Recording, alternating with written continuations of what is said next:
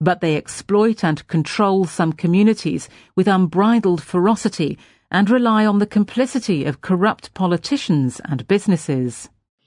Unbridled means that something is uncontrolled or unrestrained. The idea comes from a horse which has a bridle around its mouth and neck, which is used for the rider to be able to control the horse. So if something is unbridled, it's like a horse running loose, out of control.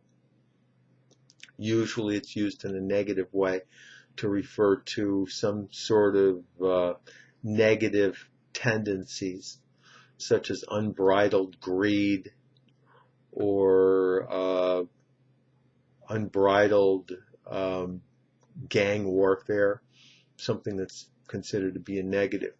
So in this sense, gangs can be said to exploit and control some communities with unbridled ferocity, which would mean that the gangs are out of control. They aren't following any legal or moral authority except that which they create themselves and inflict on the local people. Back in the olden days, people used to talk about the dangers of unbridled passion, where people would get into relationships and usually come to some negative end because they weren't able to control their passions. Chicago's had a pretty good couple of past years for hockey. So the local people are no longer so concerned about having unbridled enthusiasm for the Chicago Blackhawks because they've won the Stanley Cup at least 2 times in the past 5 years. But as Mexicans in Jalisco are beginning to learn, it is not enough to eliminate the kingpins and break up their organizations. Their successors can be just as lethal. A kingpin is a high-level person in an organization where the functioning of the organization depends upon this person. And if for some reason they were to be removed, typically the organization would suffer quite badly as a result. The idea of the kingpin has several origins.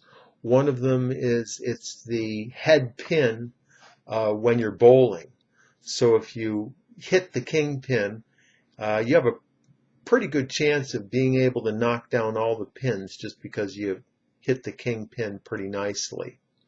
A kingpin is also associated with what's also known as the king bolt, which is a big piece of metal that's used to attach a wagon to a harness, or to attach two railroad cars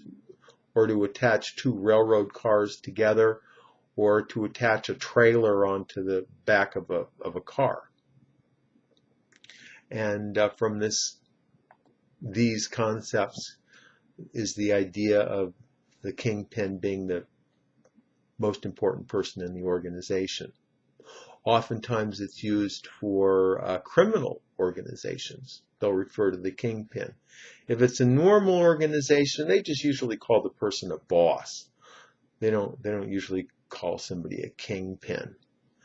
Though in this sense, you could say that Steve Jobs was the kingpin at Apple computers because his charisma and presence seemed to be required for at least quite a number of years for the organization to properly function. Same could be said with Bill Gates or other leaders which are highly organized around the personality of the leader. Richard Branson, he might be another good example. So in this context, referring to a criminal organization, it's not enough to eliminate kingpins and to break up their organizations.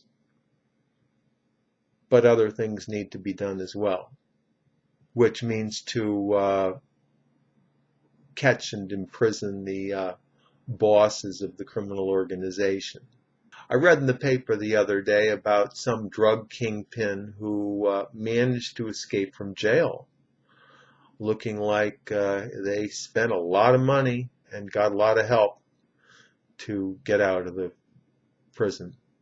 There was a stolen car operation that got broken up by the police a couple weeks ago, and they managed to arrest like 20 or 30 people at all different levels of the organization, but they don't even know who the kingpin is.